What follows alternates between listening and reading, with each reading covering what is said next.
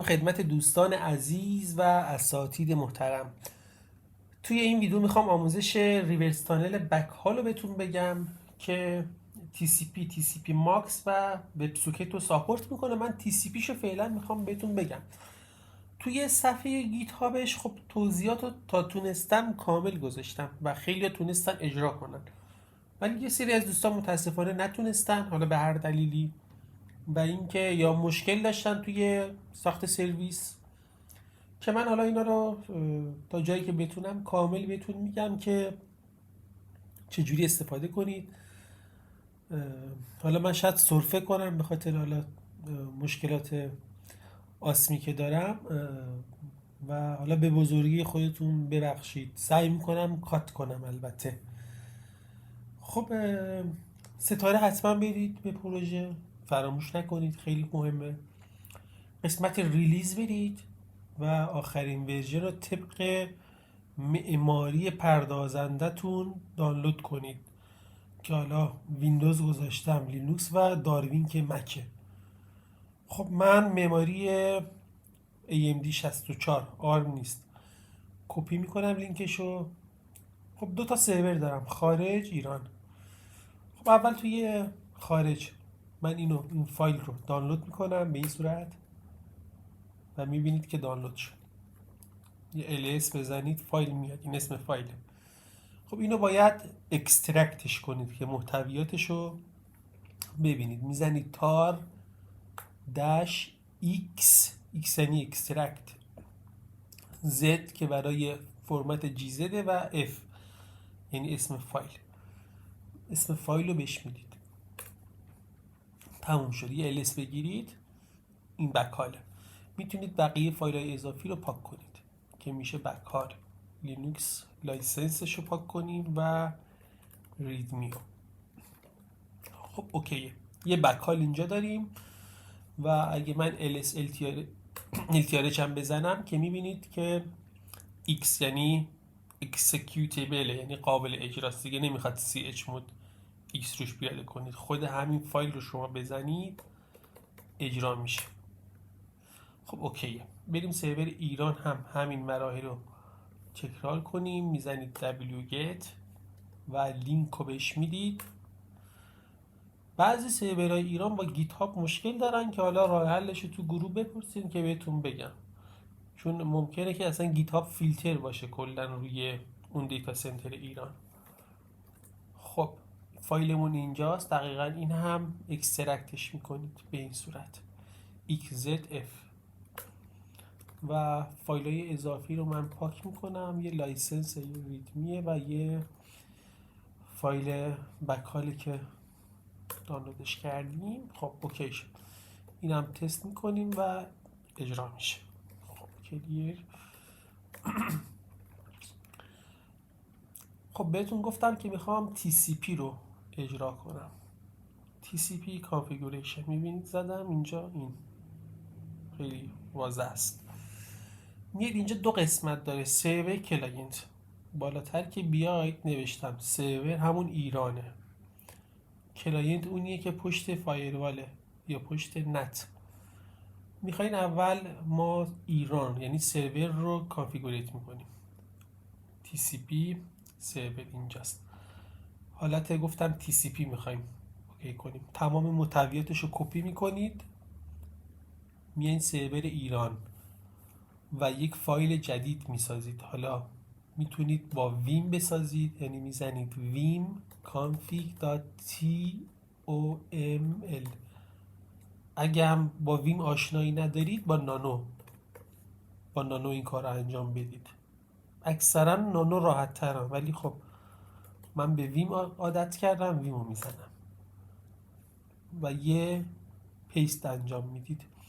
حالا اینجا من بزرگش کنم که بدونید چه خبره. بایند آدرس یعنی آدرسی که قرار لیسن باشه برای تانل. پورت تانل میشه C80. فرقی نمیکنه هر پورتی رو بذارید، فقط پورت باید پورتی باشه که اشغال نشده باشه و آزاد باشه. ترانسپورت TCP دست نمیزنید. توکن یه پسورد برای دو طرف که با این پسورد آزنتیکیشن انجام بدن و همدیگه رو بشناسونن. من میذارمش توکن خالی مثلا. چنل سایز یه چیز پیشرفته است، شما دست بهش نزنید. این عددی که من گذاشتم خوبه، ولی برای دوستانی که حالا کنجکاوم بدونن چیه، این چنل سایز تعداد کانکشن هایی هست که در صف قرار میگیره برای اینکه به سرور خارج ارسال بشه. چنل سایز معمولا اگه سرورها اوکی باشن معمولا کانکشنی تو صف نمیمونه و سریع ارسال میشه به خارج. ولی اگه حمله دیداسی انجام بگیره یا سرور اوورفلو بشه، پردازنده کم بیاد، ممکنه که چنل سایز پر بشه و کانکشن های بیشتر از اون دیگه دیسکارد میشن، قطع میشن، باعث میشه که فشار منابع نیاد. عدد 100 هم بذارید مشکلی نداره. حالا دیگه 2048 دیگه عدد بزرگیه و اوکیه. کانکشن پول تعداد کانکشن هایی هست که سرور ایران کش میکنه و این کانکشن ها هندشیک شدن و آماده هن و وقتی کانکشنی هندشیک بشه سریع میتونه ارتباط به خارج برقرار کنه. همیشه 8 کانکشن هندشیک شده در اختیار شما هست. من عدد 8 رو به صورت دیفالت گذاشتم، ولی اگه میخواین مایل بودید عدد 1632 هم اوکیه، ولی اعداد نجومی خواهشن نزنید. 320 640 اصلا معنی نمیده. در حد 8 16 چون کانال طور طراحی شده که خودش دوباره کانکشن جدید میگیره و نیاز نیست عدد خیلی بالایی بذارید. 8 16 32 اگه خیلی کانکشن دارید 32 بذارید. همون 8 رو من میذارم، پس فرقی نمیکنه. نو دیلی هم که تی سی پی نو دیلی که من ترو میذارم. پورتو خیلیاتون مشکل داشتیم. پورتو یه اینتر میزنید اینجا به این صورت، یه فضای خالی باز میکنید و به این فرمتی که بهتون میگم وارد کنید. فرمت لوکال پورت و ریموت پورت به این صورت. مساویشو فراموش نکنید. این گیومه از چیه، کروشه از چیه، کویت دبل کویتا رو فراموش نکنید و بذارید دبل کویتا رو. خب یعنی چی؟ یعنی اگر فرض کنید من بذارم 443، یعنی اگر کاربر با پورت 443 اومد مساوی با چه پورتی توی سرور خارج ارسال بشه، یعنی پورت پنلتون که سرور خارجه. میتونید همینو بذارید مجدد، میتونید نه مثلا پورت پنل خارجی 80 اینو بذارید، فرقی نمیکنه، هر چی بذارید ارسال میکنه. معمولا همتون احتمال خیلی زیاد یک عدد، یعنی اگه سرور فرض کنید کاربر با پورت 90 80 وصل میشه به ایران، با همون پورت هم به سرور خارج فوروارد میشه. ولی خب این تانل این قابلیت رو داره که پورت رو هم عوض کنه. من همین 443 رو میذارم. دقت کنید اگر خواستید بیشتر از یک پورت بزنید باید این علامت رو هم بزنید. حالا نیم علامت اسمش بگم چیه، مثلا علامت هرچی از رو کیبورد دیگه بزنید خودتون و پورت ها رو بعد به این صورت وارد کنید. اگه نزنید ارور میده، چون TOML باید به این صورت وارد بشه. مثلا میزنید 80 اوکی و به این صورت فاصله میدید. خب من یه دونه پورت دارم و اینجوری هم اوکیه. پس پورت ها رو یاد گرفتین چجوری و تنظیماتش. اینو سیو میکنید. حالا برای اجراش ls که من بگیرم فایل آماده است، میزنید بک‌هال خالی نزنید، این ارور میده. یک نقطه و اسلش بک‌هال سی یعنی کانفیگ، اسم کانفیگ رو بهش میدید. اوکی شد. نگاه کن اجرا شده، میگه فعلا سشنی برقرار نکردم و منتظرم. میریم سرور خارج رو اوکی میکنیم به همین صورت config.toml میزنید. سرور خارج آسون تره حالا کانفیگش و آپشن های زیادی نداره. آپشن داره ولی چیزایی که ضروریه، چیزای ضروریش من بهتون میگم. یکی پورت سرور ایرانه که باید بهش بدین. من قطعش کنم پورت سرور ایرانم رو ببینم. پورت ایران اینه، کپیش میکنم در اینجا. پورت تانل که 3080 بود، اینم آی پی سرور ایرانم و میذارمش اینجا. خب دوباره من تانل رو اجراش کنم اینور. بقیه تنظیمات باید مثل ایران باشه، یعنی ترانسپورت تی سی پی، اونورم توکن گذاشتیم اینورم توکن. یه سری آپشن های اضافه تر هست که من این بالا توضیح دادم برای کلاینت، که آپشن اضافهش مثلا کیپ الایو که میتونید تنظیم کنید.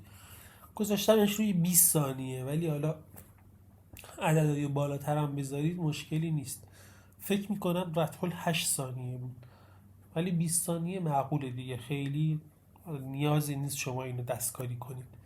ارزم موضوعتون یه فورواردر هست که بچه ها سوال داشتن، این مثل دکو میمونه، یعنی یک کانکشن که میاد روی سرور خارج، باز تانل این قابلیت رو داره که این کانکشنی که گرفته رو فوروارد کنه به یک جای دیگه. مثلا فرض کنید شما یه سرور مادر دارید و چند تا نود دارید، این میاد به نودها ترافیک رو ارسال میکنه که فرمتش هم اینجوریه. مثلا پورت 4000 اگه اومد سمتم، میفرستمش به این آی پی، که این آی پی میتونه آی پی اکسترنال باشه. حالا من یه آی پی مثال زدم اینجا، لوکال هاستو گذاشتم، ولی هر آی پی بذارید فوروارد میشه. یکم لاگ لولی که گذاشتمش روی اینفو، ولی خب میتونید بذاریدش روی تریس که خیلی کامله و اصلا این کار رو انجام ندید. دیباگ هم برای دیباگ همون اینفو کفایت میکنه، پس دست به اینم نزنید. میبینید خیلی ساده است.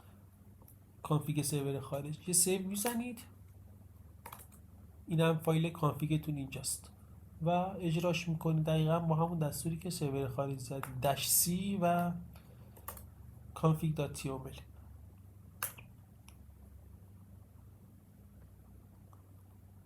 خب شروع میکنه به دایال کردن، میزنه این بر رفت بیرون اصلا کلا. خب گفته که چی؟ گفته که من نمیتونم به پورت 443 باین بشم. چرا؟ چون احتمالا ما در حالت سودو نیستیم. سودو آی، یعنی میام دسترسی سودو براش میگیرم. خب من دسترسی روت گرفتم و رفتم به دایرکتوری یوزری که توش بودم. متاسفانه آروان دسترسی روت رو یا باید SSH رو تغییر بدیم، فایلش رو SSH کانفیگ منظورمه، یا اینکه خودتون دسترسی روت بگیرید، وگرنه وقتی لاگین میکنید دسترسی روت ندارید. به هر حال میریم دایرکتوری یوزر و بک‌هال اینجاست. بک‌هال ما دوباره با همون دستور اجراش میکنیم. اگه هنگ نکرده باشه خوبه. اوکی. سی کانفیگ. خب اجرا شد. این ورم که سرور ایرانمونه، باز با همون دستور اجراش میکنیم. میبینید وصل شدم به هم. کنترل چنل استبلیش که میزنه یعنی وصل شد. این ورم باید همین پیامو بده. ولی خب این اگه ما ری استارت کنیم از محیط SSH بیایم بیرون کلا قطع میشه. پس بیاید سرویسش کنیم. قطع میکنم اینو، این برم قطع میکنم. برای سرویس نوشتم این قسمت که این فایل رو باید ایجاد کنیم، که من مجدد با ویم اجراش میکنم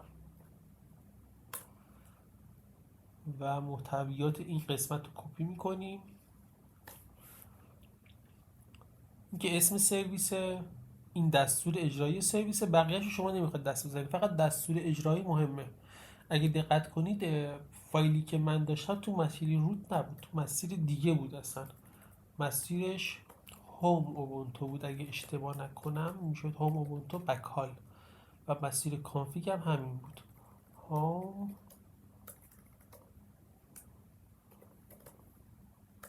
اوبونتو. اشتباه تایپی داریم همش، و کانفیگ اگه اشتباه نکنم همین بود. حالا اجراش میکنیم، اگه ایرور خورد آدرس ها رو من درست میکنم. میایم اینجا. این دستور برای اینه که سرویس اجرا بشه و هنگام ری استارت هم با هر بار ری استارت خودش اتوماتیک اجرا بشه. برای اینکه بفهمیم سرویس در چه حاله استاتوسشو میگیریم. اوکی، نگاه کنید اکتیو رانینگ، اینم پیغامیه که بهمون داده، یعنی منتظر کنترل چنله. دقیقا همینا رو تو سرور خارج اجرا میکنید. یعنی اصلا چیز خاصی نیست که بچه ها توی سرویس ایجاد کردن این همه مسئله داشتن. تازه اینجا دیگه توی کانفیگ روت بود هیچی هم نمیخواد دست بزنید. اگه فایل کانفیگتون اسم دیگه داشت اینجا عوض کنید، آدرسش چیز دیگه بود تغییر بدید، فایل کانفیگ دیگه خواستید بدید، 4 تا سرویس 5 تا سرویس هر چقدر دوست داشتید همین رو دقیقا بسازید با اسم دیگه. البته منظورم از اسم دیگه اینجاست، اسم سرویس بکال 2 بکال 3 بکال 4 اجرا کنید و استارت بزنید. یعنی میتونید اینجوری چند تا ایران به چند تا خارج وصل کنید، یا برعکس یه ایران به چند تا ایران به یکی دیگه، هر جوری که خودتون دوست دارید. اینم یه استارتش میزنید با همون دستورات و وضعیت سرویس رو هم میبینید.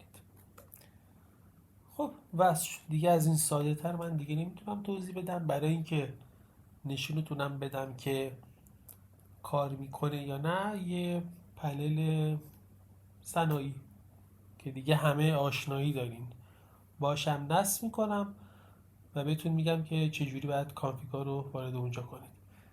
گفته تغییرات به خاطر اینکه یوزر دیفالت بزنید باتا سریع بهتون حمله میکنن، به این خاطر بهتره که یوزر پسورد رو حتی اگه مدت زمان خیلی کمی میخواین کار کنید عوضش کنید خودتون.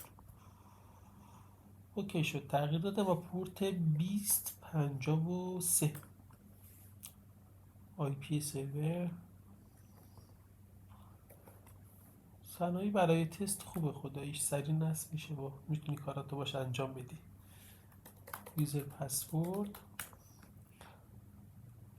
خب این بادیه. خب بهتون گفتم که یوزر با پورت 443 قراره وصل شه به سرور ایران و این ورم 443 قراره پورت خارج لیستن باشه. پس میایین 443 رو میذارید اینجا، 443 دومی است، همون که گفتم ریموت اینجاست این قسمت، و اکسترنال پروکسی که قرار آی پی ایران رو بزنید داخلش. آی پی ایران رو من بیارم اینجا هم پورت اولی یعنی پورت لوکال که گفتم رو میزنید، هر پورتی بود و دوست داشتید. یه اینوان ساخته میشه به همین سادگی و اینجا ما ایمپورتش کنیم، یه لیتنسی ازش بگیریم که اوکیه. اسپید تست. در کل اگه دقت داشته باشید چیز خاصی نبود که بچه این همه باش مشکل داشتن. حالا شاید اون قسمت پورتاش چیز جدید بود، یه بچه یه سری مشکلات داشتن، ولی خب به نظرم با این توضیحاتی که دادم دیگه نباید خیلی سخت باشه. خب سرعت اینترنت منم در همین حد، بیشتر نیست. امیدوارم که استفاده کرده باشید. سوالی، مشکلی، چیزی داشتید هم توی گروه بگید. یه قسمت هایش میمونه، قسمت وب سوکت، قسمت TCP ماکس، و اگر علاقه داشتید هم بگید که آموزش این که چجوری پنل رو اصلا بیاریم رو سرور ایران، علیرغم اینکه داریم ریورس تانل میزنیم اونم آموزش بدم. خدا نگهدارتون.